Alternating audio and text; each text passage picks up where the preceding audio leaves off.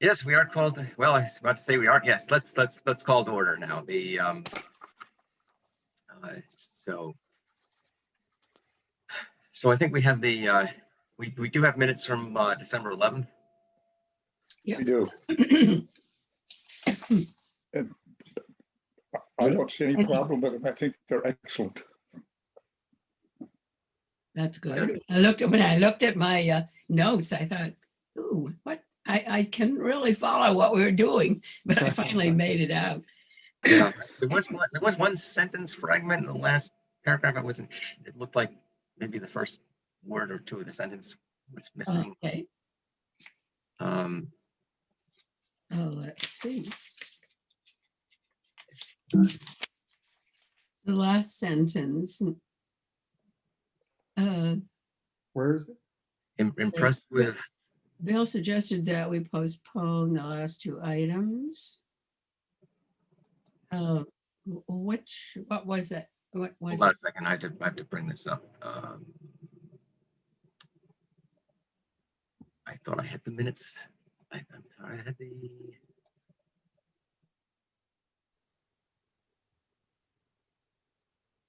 I see it. I see it. What is it? It's a paragraph before that. It's a paragraph that begins regarding the town's new Oh, all right. home rule petition. The Yeah. sentence begins, impressed with the work Representative Gubia has done. It might just be a typo. Oh, let's see. Linda said that the select board will also send testimony. Yeah, I should add that. I decided to delete that impressed with because it wasn't essential to what we were doing. That was intended to be deleted. Okay, So I'll delete it. sounds good. All right. So I would move that we accept the minutes based on the corrections that have been made. Mm-hmm. Second now. Seconded. Dave, all in favor, right? I'm in favor. Good. What happened to David? I don't know, David, Chairman. is he gone? He's not on my screen. No, he's not on my screen either. No. Bill, are you organizing a putsch here? Yeah, that would be the day. Oh, that's strange. We need to appoint a chairman pro tem here. Yeah. So shall we continue? Can we continue? Well, David comes back, sure. Hopefully he could be back in a moment, I hope. Yeah. His computer must have discovered he was in a hurry. Right. Well, Bill, why don't you push us on? All right, so we had a vote approving of the minutes. So that is now passed. And now I have to find the agenda. Here it is. So Linda, the report on the status of the home rule petition. Do you know anything about this? I think she does. Linda, you're muted. Yeah, great disappointment, I think, for all of us, as well as many other towns that did not have home rule petitions passed at the last minute, as typically happens in December. We immediately, even, that last week we were on the phone with Tammy's office on a couple of different occasions, as well as Barrett's office, and they were still hopeful that the home rule petitions would get acted on at the nth hour, but they were also aware of, there were still big discussions on the economic stimulus bill and some other things, and they did not get passed. So we have already asked what's the next steps, and they are checking to see if we need to totally refile, because we have 5 different home rule petitions that are up there waiting to be acted on. Yeah. And the select board in town needs to know whether they need to be reinitiated entirely or whether we can just automatically refile.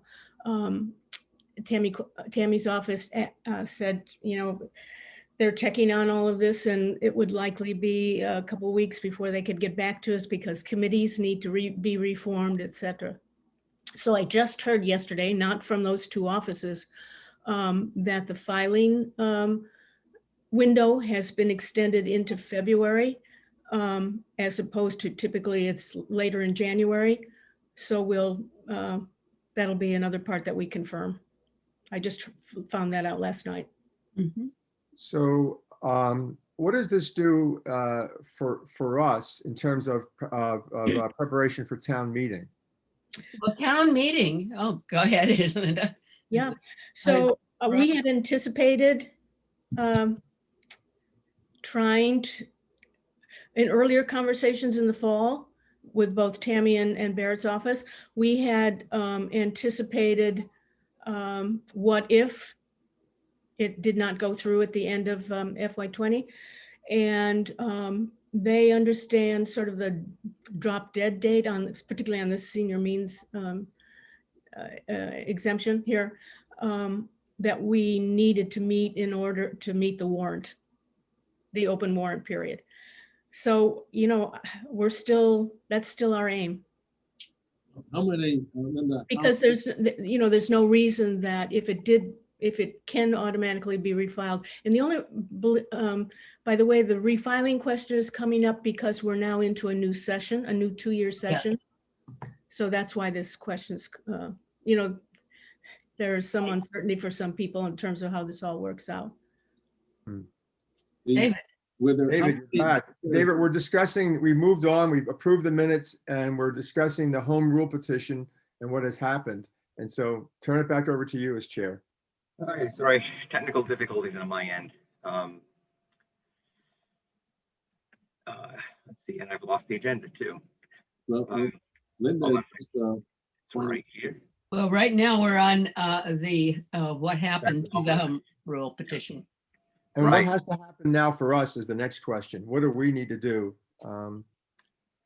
Okay, so so as Jane mentioned before she jumped off, Oh. we did have some email exchange earlier this week, and so I gather that there's some thoughts of having a kind of a combined. Actually, I'm not sure I quite understood that. There's some sort of thoughts of having a combined effort by the town manager's office and the various committees to push all of the. I mean, the town had a number of things that we were interested in that none of which passed, and we wanted to make a push to get all of it passed. Was that Linda? Was that am I expressing that correctly?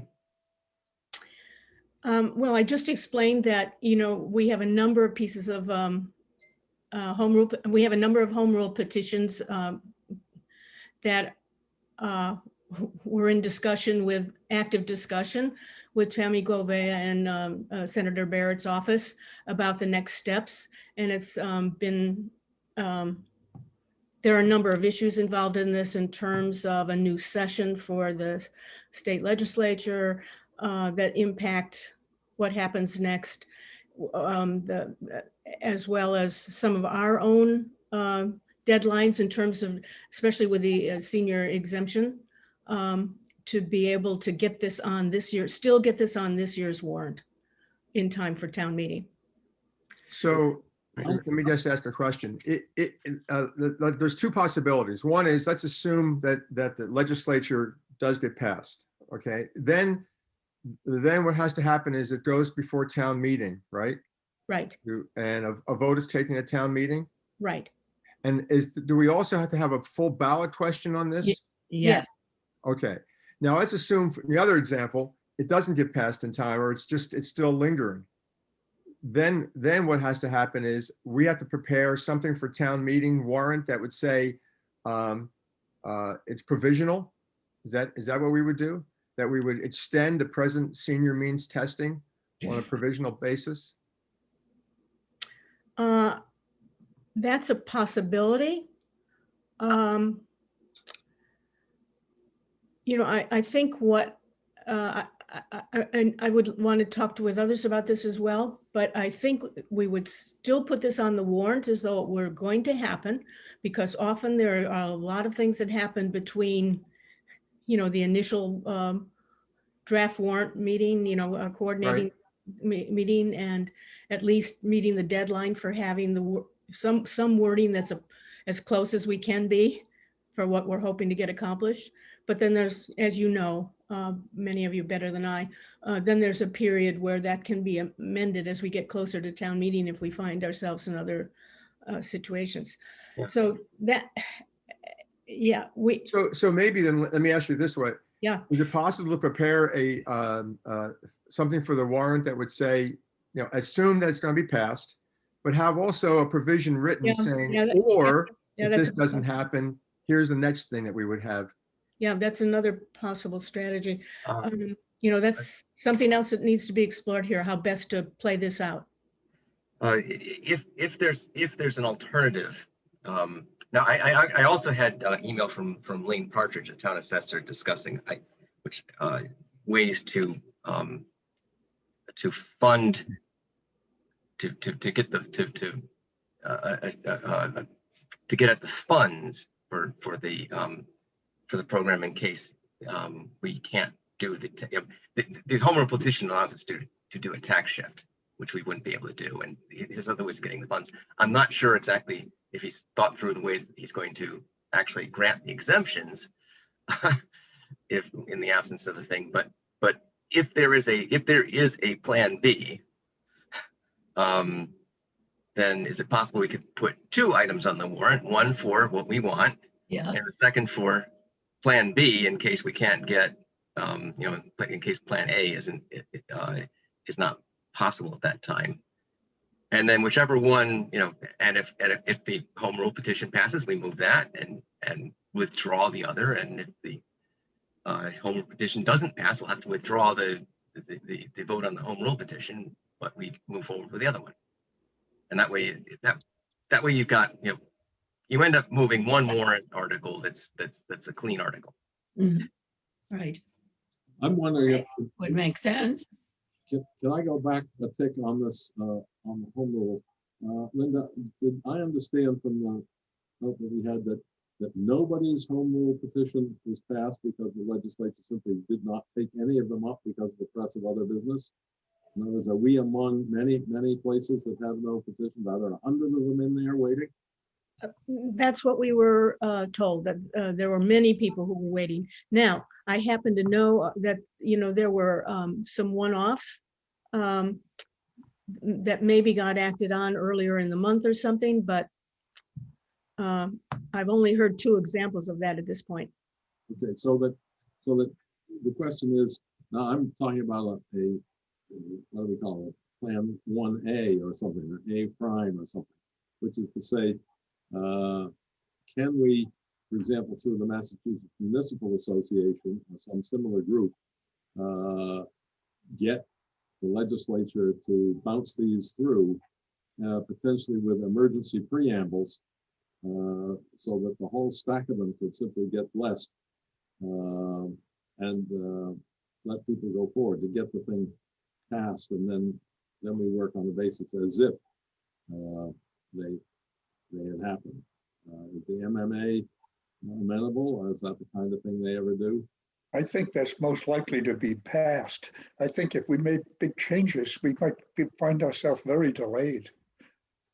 Well, my question is, if there's a big stack of them, Yeah. they may simply say, okay, people thought these over, let's pass the stack. There, that's an interesting suggestion in terms of trying to also encourage their assistance. They're pretty focused right now on pulling out specific things on the big bills like the economic stimulus bill, the police reformatory bill, the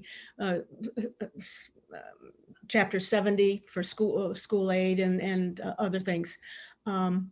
But that doesn't mean that we couldn't solicit their support on this as well. I mean, we want to ally ourselves with all the other communities who put home rule petitions in there, and there may be for all we know, maybe 100 or maybe 200. If we had 4 or 5 by ourselves, Yeah. a big stack, and maybe the legislature can be persuaded that they simply need to just march through them. I don't know if we're aided or hurt by the fact we have a new speaker. DeLeo's gone, and I don't know if the new guy is going to move slowly. That could be a complicating factor too. Yeah, I think that's right. Is that something that we could? Explore. We need a motion to the effect, but it seems to me, Linda, perhaps you through the select board could make an inquiry of other communities or Mass Municipal and see. That's the only group whose name I happen to know, but there's got to be other and better groups, and say, let's ally ourselves with the other people similarly disappointed. Well, minimally, the select board and the town manager's office have this high on their radar in terms of trying to get some next steps worked out here that move us forward. So all I can say is we feel the mandate already. I was just trying to get it, instead of just going through a legislative office, going through a group that has lobby power. I understand that, Rainer.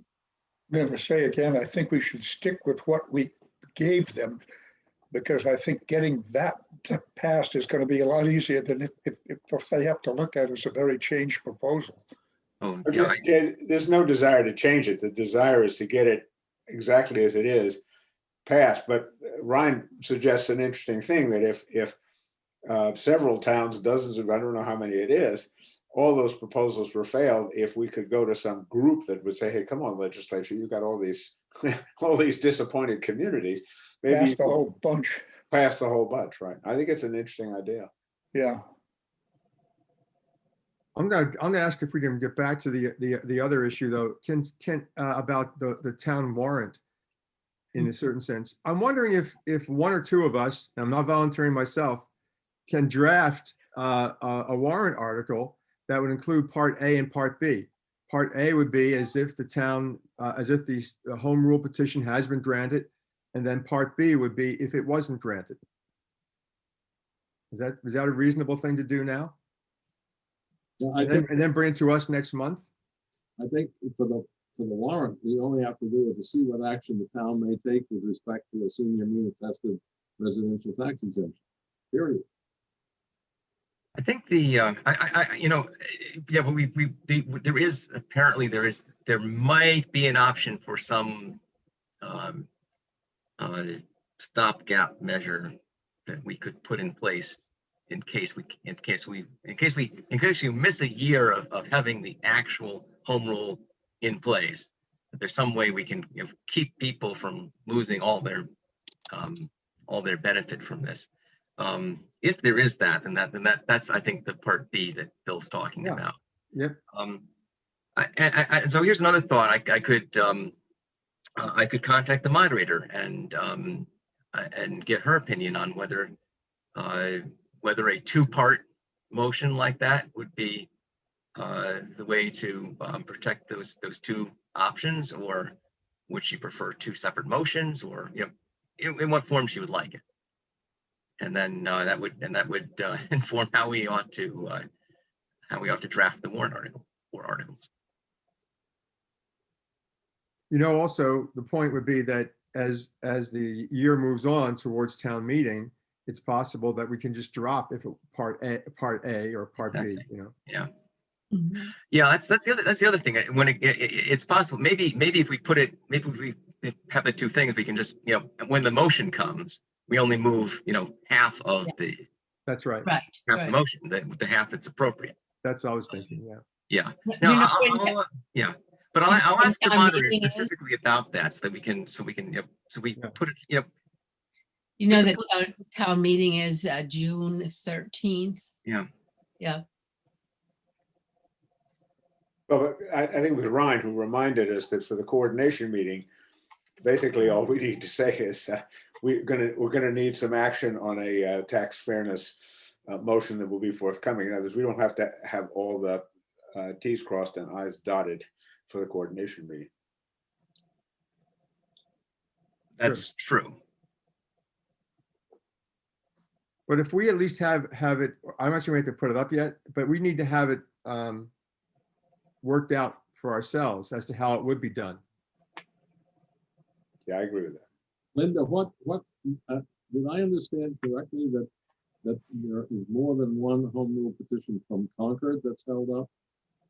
I think actually 5. So there are then presumably another 4 committees or something like that trying to deal with the same question, and maybe we need to talk to them.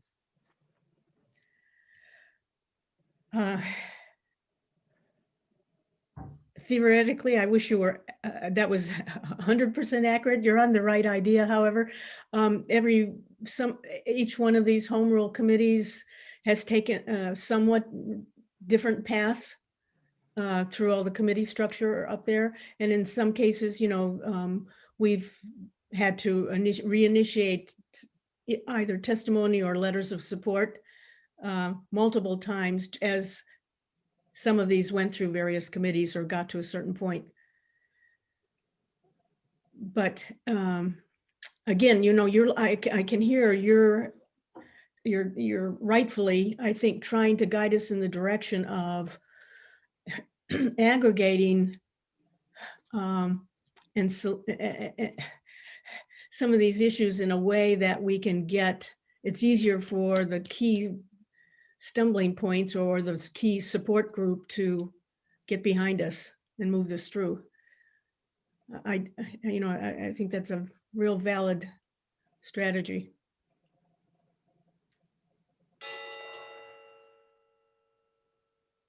So I guess one question would be, I mean, should the our committee should be responsible for preparing our own warrant article, but should we be independently working with Tammy Goodea's office and Mike Barrett's office, or should we kind of concentrate the town's contact with our representatives in one channel? Linda, I think that's a question perhaps for the select board. As happens on everything that comes before town meeting eventually, we've got multiple voices and multiple offices interacting with those 2 offices. And sometimes that's additional impetus for those offices to take this seriously.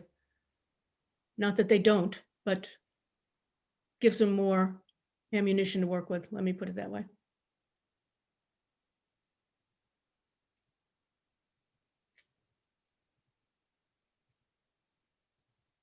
Is there an action item? I guess we should begin fooling around with trying to come up with an article. I think so. I think so. Why, when do the warrant articles have to be given to the moderator? Is there a date? So I'm sorry, I don't have that right in front of me right now, but the warrant article closes sometime, I want to say around the middle of March. I don't have it in front of me. If I go offline here, I can get it. Yeah, no, that's all right. It's in March. Yeah, all right. Yeah. We need a placeholder, right? And then we need a real article. Yeah. Well, the placeholder seems simple, that would be a simple thing. But I think we ought to be processing in the background. We're only going to have one more meeting before the March deadline, I assume. It's likely. So we need to have something, I think, more concrete on our part in terms of a part A and part B. for a warrant article. Well, the part A would be the assumption that the Great and General Court will have passed it, and so that article is easy to write to the town meeting to reaffirm the vote that they took on that, and just Exactly. boilerplate. So that's a snap. Yes, We could write that this morning. correct. The part B is the trickier one. Yes, it is. I don't quite know I have no idea how to write that. Me Well, neither. I'm not sure what part B is exactly yet. And perhaps, I just, I had an email from Lane, I think it was yesterday, end of the day, so he wouldn't have responded to my response to him yet. I might just have to find out from him what exactly it is he had in mind. But David, you suggested, I think, that Lane said there might be a way to accomplish the tax reduction if the thing isn't done without some action that could be taken that would benefit the citizens without the home rule petition. Is that what I heard you saying? That was the impression I got. But I only but I only understood from his email where the money was going to come from, and not Well, David, how it is that we actually justify granting an exemption when we don't have the home rule in place. Well, David, last meeting, I may have misheard you, but you were talking about, I think also, Lane, and there was some notion that we would perhaps only bill those people who would qualify as if they had the exemption for immediately. And then assuming that the exemption will be passed, the home rule petition will be passed, that would just end it. If it isn't passed, then we have to bill them a second time for the remainder. Yeah, that's. I thought you were, maybe it was implied, I don't know. Yeah, I think there might be a way to manage this if we get, if the home rule petition is late. So it occurs during the tax year, but not in time for the beginning of the tax year. So as you say, that we'd have to have some way of, of adjusting the bills up front on the something it's going to pass, and then actually passing the thing. And I think what Lane's concern was if he doesn't. I think his concern was mainly where's the money for the exemption going to come from? Yeah. And he would not be able to do it through it. And if the home rule petition is not there in time for him to set the tax rate, then he can't do the tax shift. So the money has to come from elsewhere. And so that's an issue. But I think and I think he could see his way clear to doing that. So yeah, that gives us a little bit more time. We still, I think if I understand what he's saying, we still need the home rule petition, but it doesn't necessarily need to be completely passed by July 1st. So I think all of our assumption is that it's just a matter of timing. It isn't a matter of they're not going to pass it. Is that fair? That the legislation will probably pass? Maybe not. Yeah, I like to operate on those kind of assumptions in this case. But, until it's passed, it's not passed. Yeah. Wow.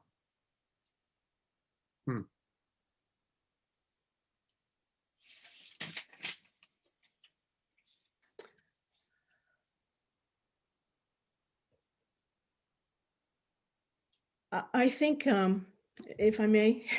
Yes, please. What I'm thinking about also is whatever the total amount of relief that is provided to applicants. I don't have that ballpark figure in my head.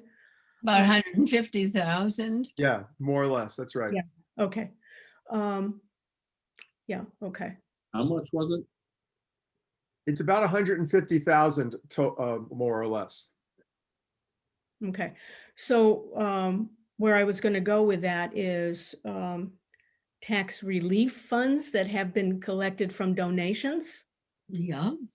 I don't know how they are applied towards that 150,000 ballpark that you're giving me in terms of if it's an add-on to the tax shift as it's being referred to here, or how that's applied. So I'm looking for some gap funds that may be available that are then dispersed through the Hugh Cargill Fund. Ah, But it's hard to track all that down right now. Yeah. We can't just ask for an extension of our own from the town meeting for another year of our own bylaw, can we? I would hope we could, I mean, that would be the simplest. yeah, but and most likely to be given. Yeah. But with this, well, from the town, but with the state, but what the state has. If we could have done it without the state being involved, we would have long ago. Yeah. Right. So this is the problem we get into if you directly tie it and make it part of the state deal. There's nothing that I understand that exists that says that the assessor cannot make a calculation based upon the exemption, the senior means test as it was done, and then that the tax relief fund makes gifts to the appropriate people, which are then gifts and non-taxable to them, and gives them money from the tax relief fund, which then is made up by the people who support the tax relief fund. Ryan, the only problem I find with that is you're going to have to get everyone in the tax relief to agree to bring that money over. And that right, they may have other ideas about that relief fund. They may, everybody has ideas. I know. At the moment, there is something that is existing and that you try to overcome a temporary embarrassment, if you put it that way. How much is the total amount of money that goes through the tax relief fund in a year? Anybody know offhand?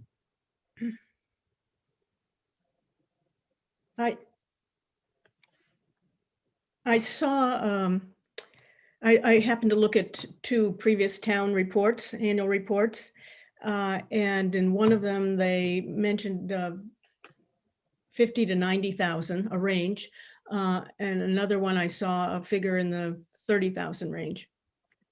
Mm. And there are people who benefit from that who are not in our, I would assume, who are not in our program at all because of age.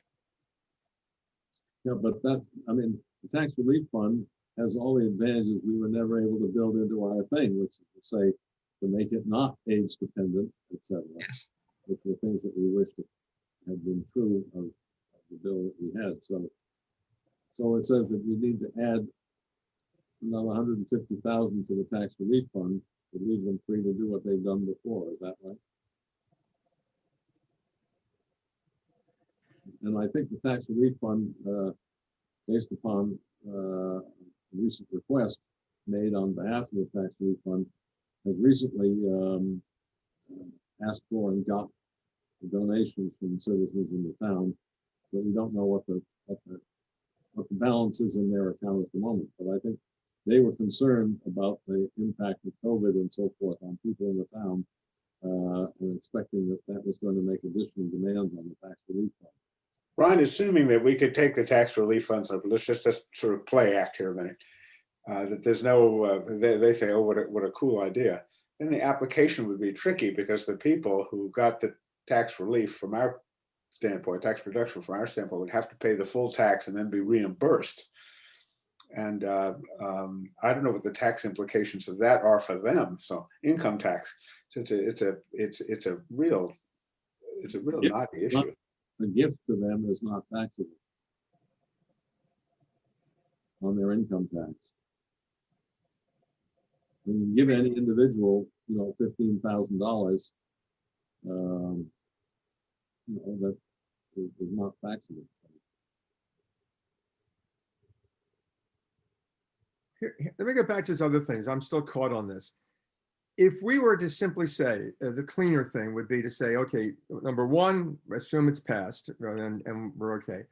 Part B, why couldn't we do this? Why couldn't we simply ask for an extension of the senior means testing for 3 more years, as if we were applying for it for another 3-year term, for the bylaw to be passed again for 3 more years? But that again is another home rule petition. Correct. But it's not but it puts it in motion as we've been doing it. So it's not permanent, but it says, okay, either we would get it permanently up here, or part B, we get it for 3 more years. I guess my thinking is, if that has any chance of success, then our original one would succeed. I mean, we might as well just go for what we put in that's We already are. passed. We are going for committee. that. But Yeah. if that doesn't pass, if the permanent one doesn't pass, what do we have left? Then we have to go for the one we've been running with, which is for 3 years. Bill, if I understand, I'm trying to make sure I understand what you're floating here. And it sounds like part B, asking for local approval, correct. not a home rule petition. Correct. That's true. I am. Yeah. Local authorization to proceed. Yeah. Now that may have to go to the state legislature, Linda. I'm not sure, Yeah, but that's that. In other words, we're reapplying for the thing we've always done, which is it's 3 years. It's coming to an end. We're reapplying to do this once more. And ironically, in Sudbury, it's all going on. I know. And so our hope is still that it's going to be passed. So that's number one. But Bill, even if it isn't passed, the 3-year, if we were to go back to the old style, that still has to go before the legislature. right. Correct. That's right. But what other choice? I mean, at least it's clear. It's clean. No one's going to become confused about that. Let's say for some reason the Commonwealth, the Great and General Court does not pass the permanent one for us.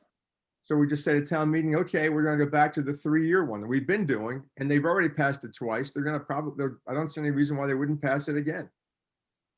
It's the same reason. But we have to start over with a new home rule petition, which has to start with the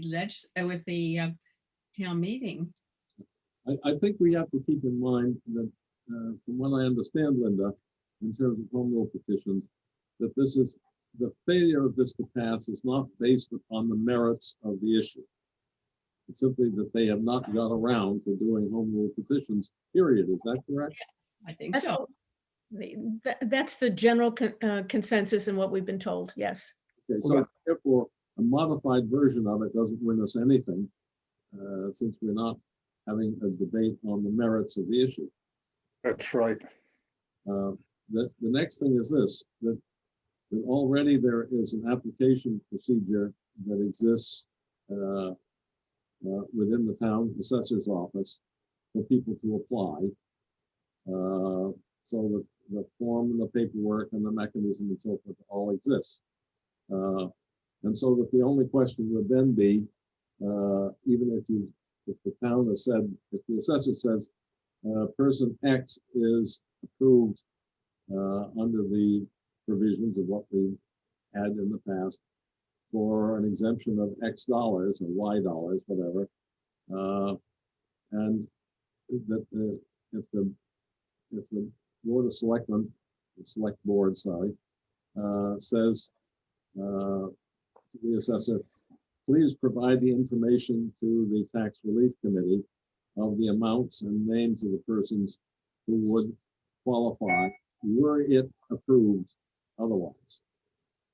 And then so the Select Board really says to the assessor, please give the information to the Tax Committee, Tax Relief Board, whatever it's called, of who the people are and what their relative amounts are.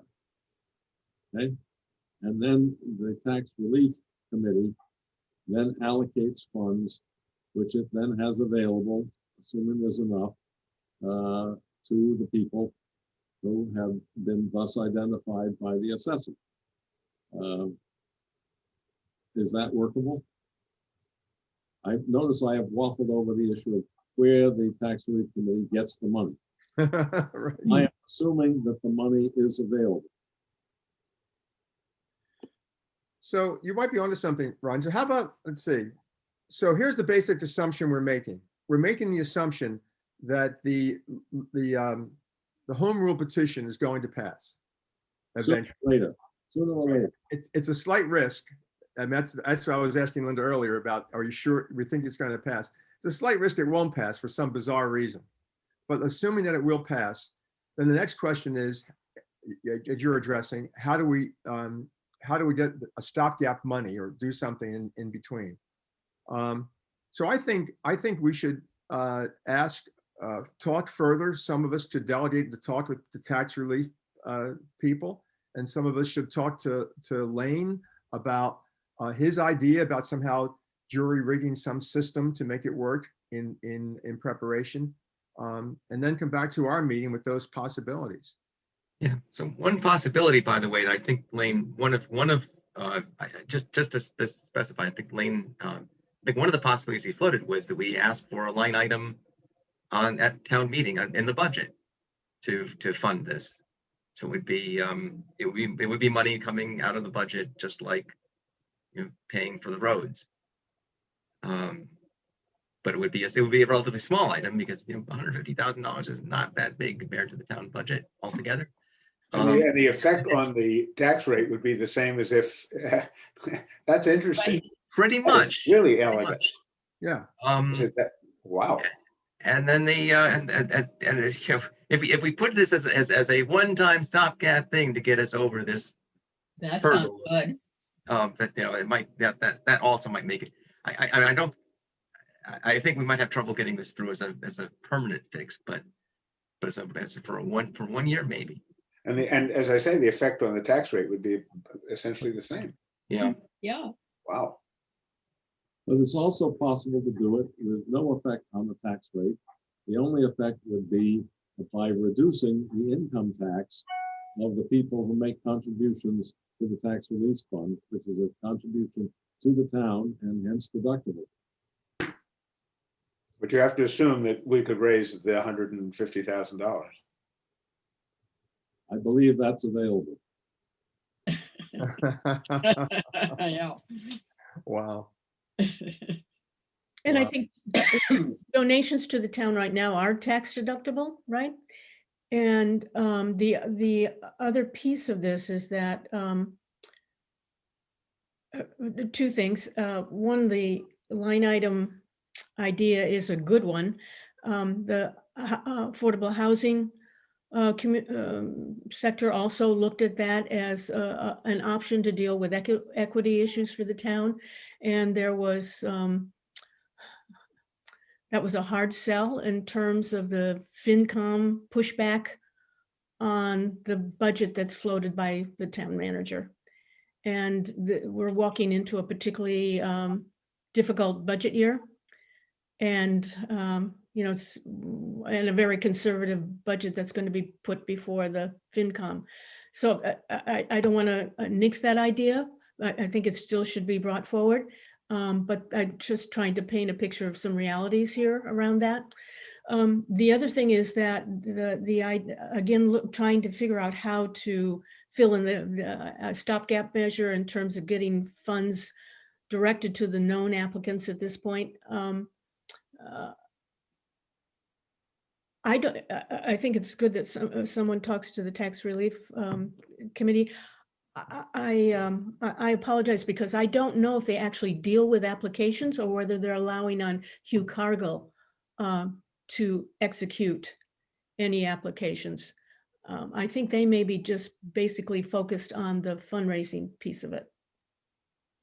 It would seem to me that it would need the select board to make a request to the assessor, that the assessor proceed as if this were approved, to come up with numbers for individuals, which would then be passed on to the tax relief committee as an example.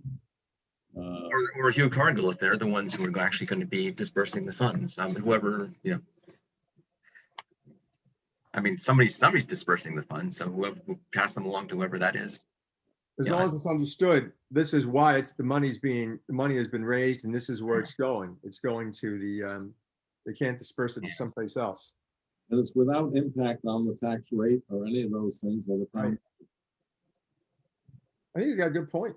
I think It's a completely philanthropic approach. At least, whether that's doable in the long run or whether it's simply a stopgap at the moment. Well, that would mean our efforts for town, if we go that route, and I think it's a good way to go. That would mean for town meeting, all we would need is to go on the assumption that this thing is going to be passed.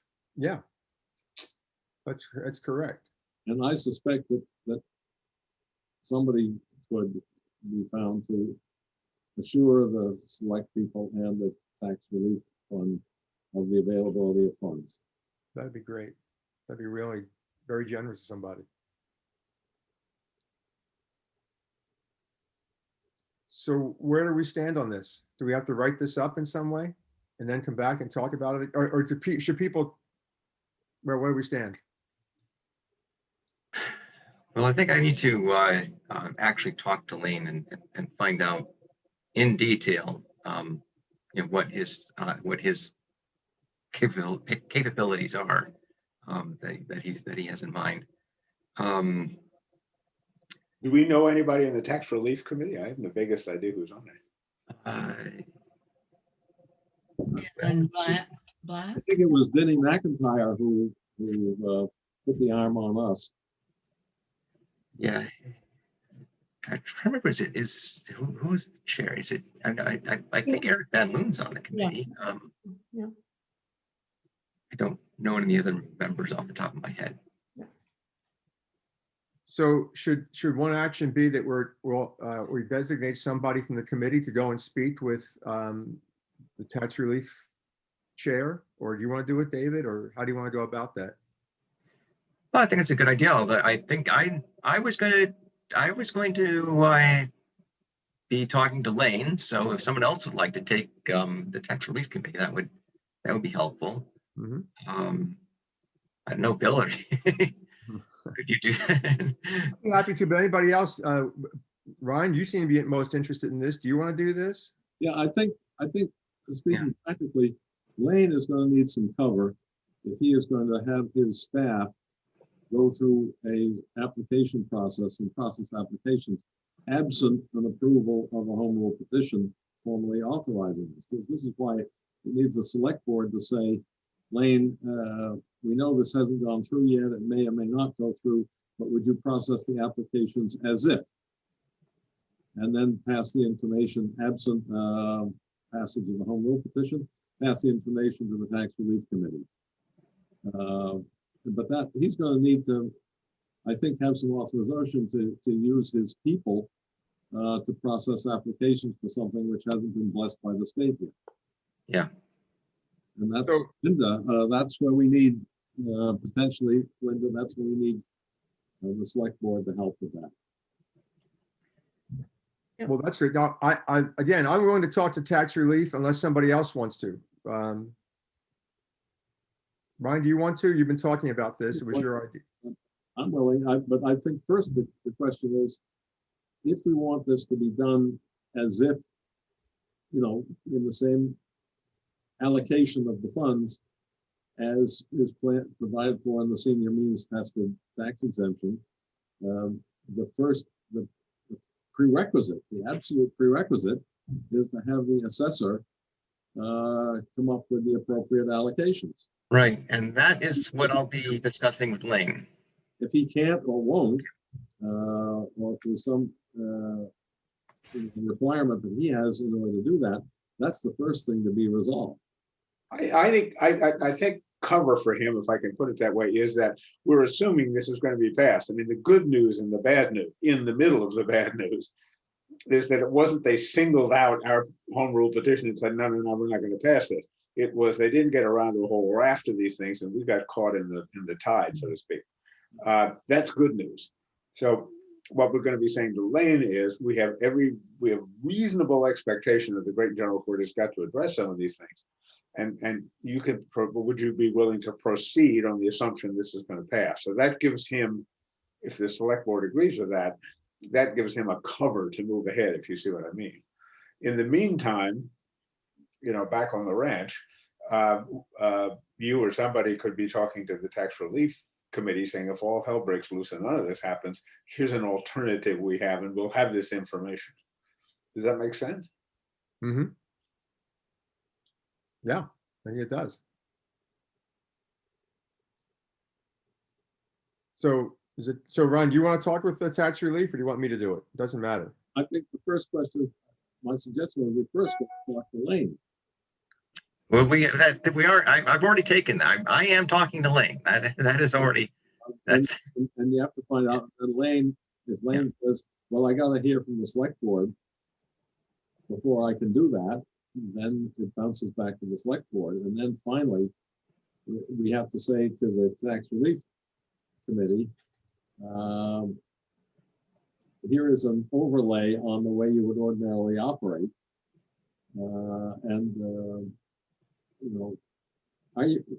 Are you willing to dispense even more money for tax relief to people who need it or not? So my suggestion would be, David, after you speak with Lane, can you get in touch at least with Ryan, if not all of us, and let us know what he has to say? Well, I thought if I know who's going to talk to tax fairness, I can certainly forward. In fact, I think that's a very good idea. I will talk to Lane first, and then I could do the two things in sequence myself if that's preferred, but I don't mind. I know Ryan. Because I'm pressing Ryan, because you seem most interested. But if you'd rather have me speak with him, I'm happy to do it. Yeah.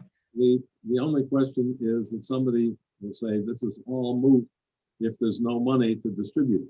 Correct. Right. And so it may be that there has to be a guarantor of those funds to make it worth everybody's time. Okay, I could serve in that role. That is so generous. That is really a remarkable thing. Thank you. Only that I like to think that there are several people who might be so minded. I may be wrong on that, but I think I know of one. Good. That's great. I mean, if this thing is worth doing, and we've spent a lot of years, a lot of discussion, so forth, saying that this is something that's important and worth doing. Yeah. Right. Yeah. And if I take myself and my wife, this would be a fraction of the amount of money we spent to try to get change in Washington. Yeah. So invested it. So it makes sense. So David, you'll speak with Lane, then get in touch with Ryan, and Yep. Good. And let you know how things, what Lane had to say, and I think I like that idea. That at least Lane can, if he can administer the program and somehow, and somehow forward the information so the money can actually be dispersed. Yeah. That would okay.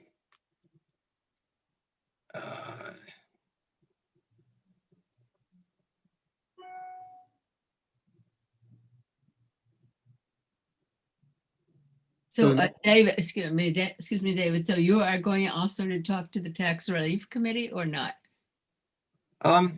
No, I thought it was going to be Ryan. Isn't that true? Yeah. All right. Okay. Yeah, but there's a sequence of events. I have to talk to Lane, then I will talk to Ryan, and Ryan will talk to. Okay.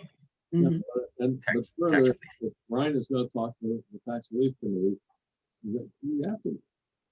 And if they tell you that it's Hugh Cargill who's doing the distribution, then you can talk to Hugh Cargill too. Right, but what I'm trying to get at is, and those talk to each other and so forth. There are several groups in the town, but there are a lot of people who invest a lot of time and thoughtfulness in trying to give relief to people in the town.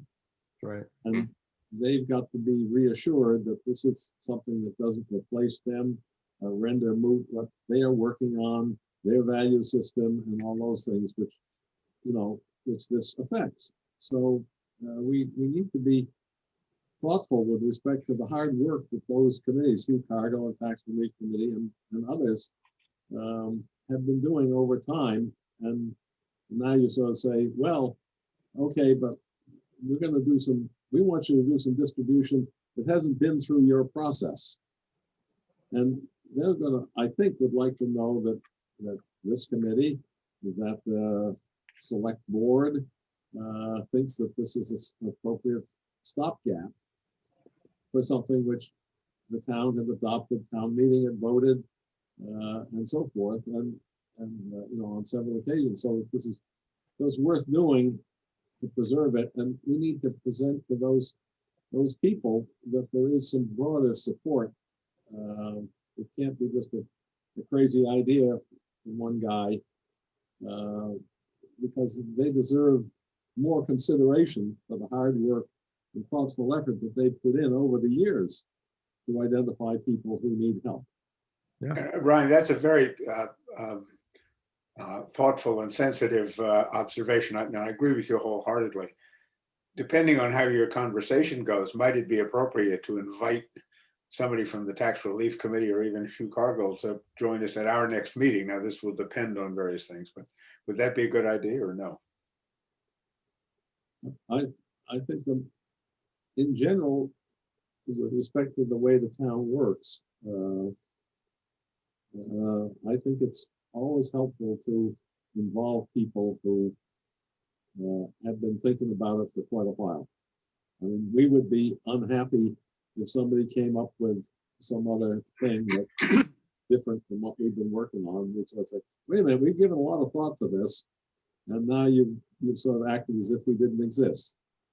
So, I mean, that was sort of my reaction to this thing, which the 140-page document on the 35% reduction thing and so forth, you know, was a huge job to even scan. And so I said, well, what the hell was that? Mhm. About that. So anyway, I'd be willing to talk to people. I'd like to think that this committee would say, hey, we got a stopgap. The select board would say, look, you know, this isn't what we wanted, but it's what we need to do for those people who come to depend upon this particular thing being available for the last 3 years. So, enough said. Good. Should we be concerned that we're not getting an observer from the FinCom? Or doesn't that matter? Well, we do. We normally have John Hickling, excuse me, John Hickling, I mean, should, and Linda, he usually comes. we need your sensitivity on this thing. Should the FinCom be part of a hearing what we're up to, or is this not a big deal? Perhaps they discovered that we were only 4 cents or 2 cents on the tax rate. I think that's it. Other things to do that had your impact. You know, keeping with Raynard's comments, you know, I think when you're closer to where you want to be, certainly checking in with John again would be helpful, I think. Making sure you know. Yeah.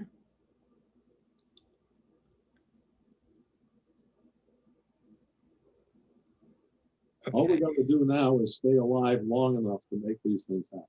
True. Yeah. So it's after 9. We're gonna get the other items going here. Yeah, well, gotta- we have allegedly half an hour. I mean, our normal, yeah, usually we're done by this time. We do have a half an hour on our Sure. on the agenda to play with. But yeah, I'd like to close this out. I think we have our marching orders for dealing with this situation now. Yeah, let's move along. So that is our further action on the home rule petition. The Massachusetts, the residential tax exemption. Okay, so a little background on that. I mean, I'm familiar with this from all my time on the Board of Assessors. The Board of Assessors votes on this every single year. I think the difference this year is simply that the Select Board asked them to come up with a larger presentation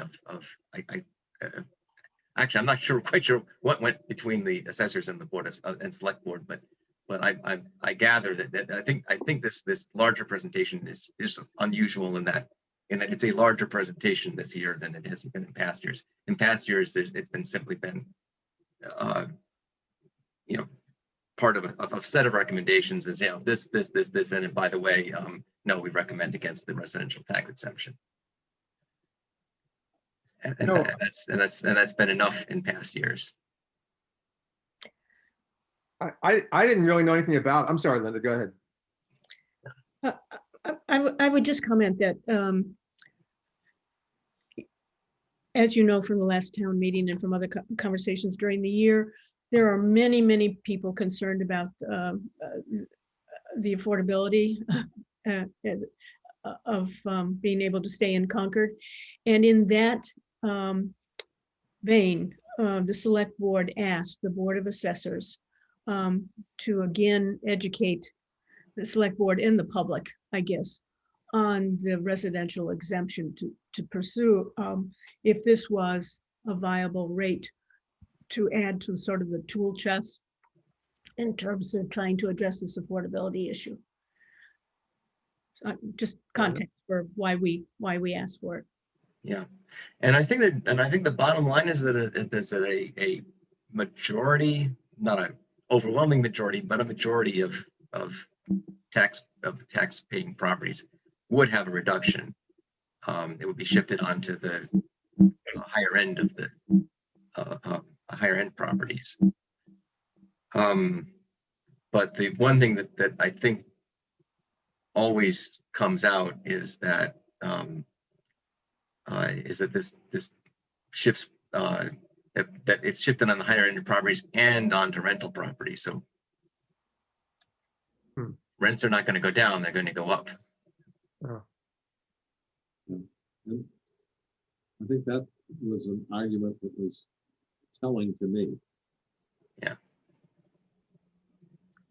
Just to ask this question, we know that. I mean, that's exactly what happens. Do we know that that's true? That, or is that just an assumption because it's an inference because they're not exempt. Apartment buildings are not exempt. Oh well, we know that they're not exempt, and we know that their Right. their taxes will go up. There is an inference that the landlords will pass the increase along to the tenants eventually. The last lease that I signed said that we were responsible for the taxes. Well, that's okay. I've never had a lease like that, but yeah, that would pass you along. That would pass the taxes along to you immediately. The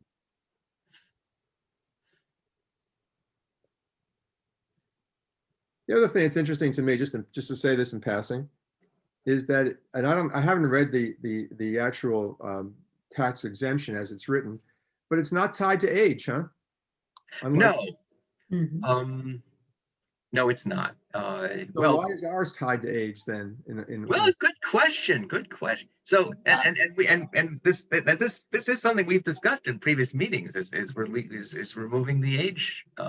And before I thought it was the Commonwealth which sort of told us that it had to be. I don't know why, but I thought that it was coming from the Commonwealth, from the state. Yeah. But here's a tax exemption, residential tax exemption that's not tied to age.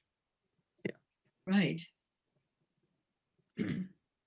And the yeah, and another thing that has occurred to me now that we've separated ourselves from the circuit breaker worksheet, or now that we are now that we are trying to separate ourselves from the circuit breaker worksheet, if this thing ever passes, that I think was another one of the that's also age related. So we get ourselves so if we're if we're not dealing with that anymore, then yeah, we now have a if we can get this home rule petition through, then it will establish a thing that's pretty much like any other age independent thing in town, except it just happens to have this age requirement on it. Yeah, I think we So- probably used it, well, because we knew that Sudbury had passed it that way. And we, I guess, felt, is that right, Jay? That it would be passed more easily if it was for seniors, not everybody. That's right. and I think Sudbury probably did it that way because, well, for those reasons, and also probably because they were following the way the circuit breaker works nowadays. Well, Mike Barrett also remember, he was opposed to us doing it, and we had to sort of talk him around.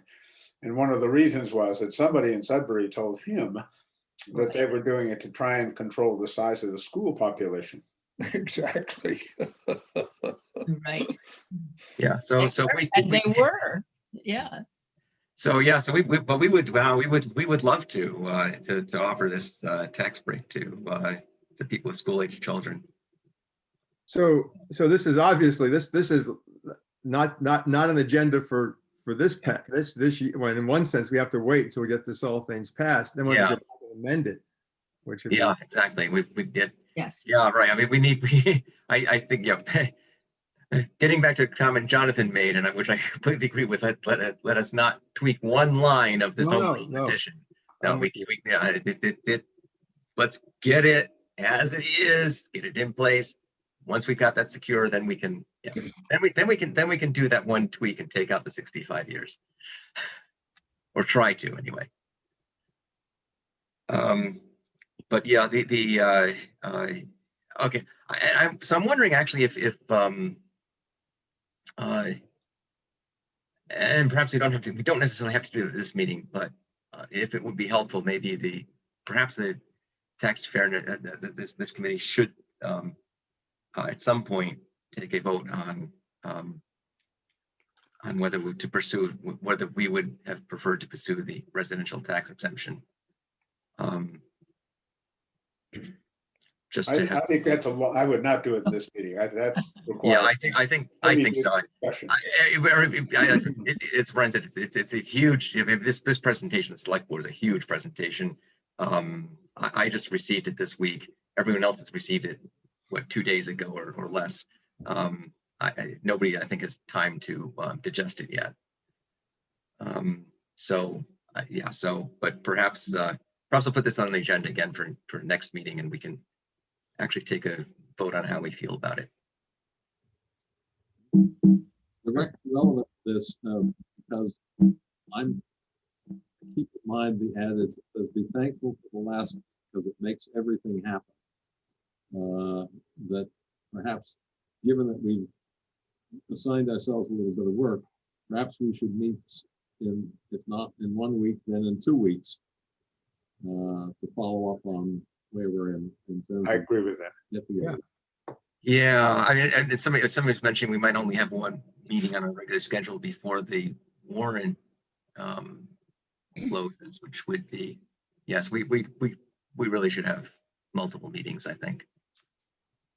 Well, if people want to meet in 2 weeks, that's fine with me. 22nd of January, would that be? No, it would be That would be next week, 29th. 29th. Right. I can do that. Yeah, same here. What are we focusing on? What's the date? It would be the follow up with I think we particularly the follow up on how are we going to what are we going to bring to town meeting? Okay, well, what's the date we want to meet now? 29th. Oh, the 29th. The 29th, Right. 2 weeks from today.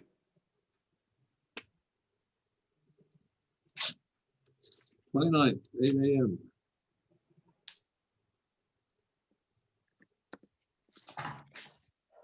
If people, I don't know if it's available, Linda, do you know if the assessors report to the Board of Select Board is available electronically?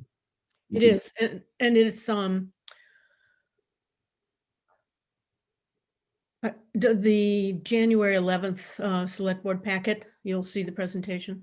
And there was a presentation that they made for the public hearing on November 2nd, which covered the residential exemption issue. Yeah, that's much more comprehensive than the presentation slides that are on the Select Board meeting That's packet. very, very thoughtful and complete, and discusses the Board of Assessors' position on the residential exemption, which gives you the detail, which, for example, would be a $6 increase in the tax rate for non-exempt properties.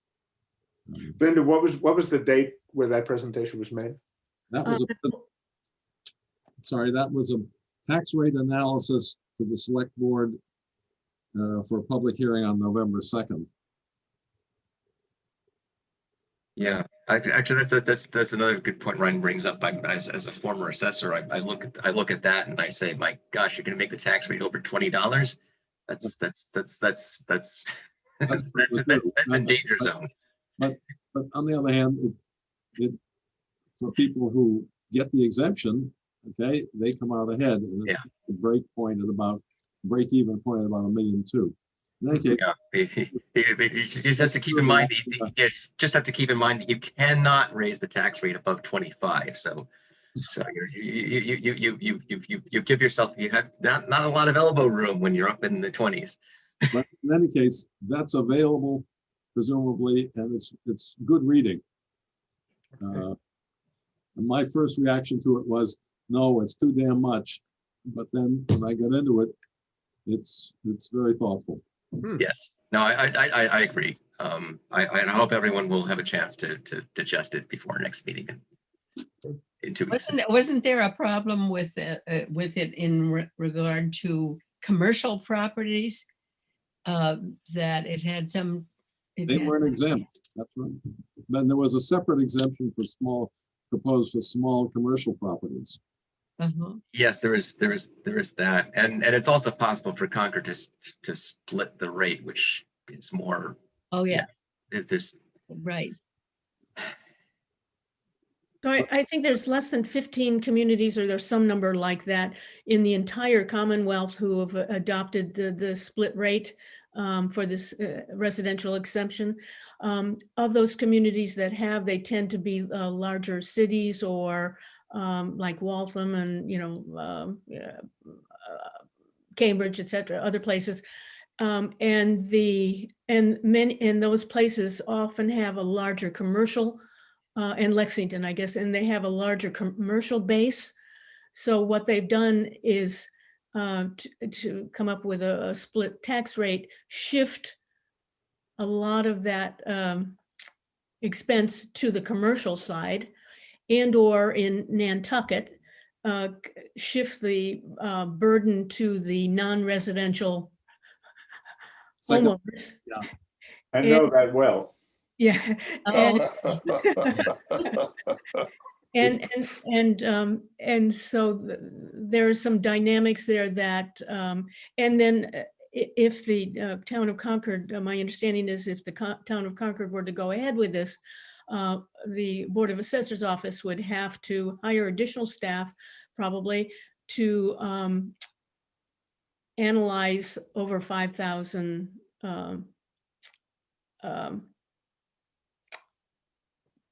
existing properties to make sure that they met all the various requirements that include the people. So there are, as you'll see reading the full report, there are a large number of factors involved here. I can tell you, for what it's worth, the select board, after hearing this, some of us a second time, but for some of our newer members the first time, they did not recommend going forward this, and agreed with the Board of Assessors that this may not be the approach that made sense for Concord, even though the select board is trying to explore every avenue to address this affordability issue for the town as a whole. Let's do what one town does, which is just have a major fission power plant located here.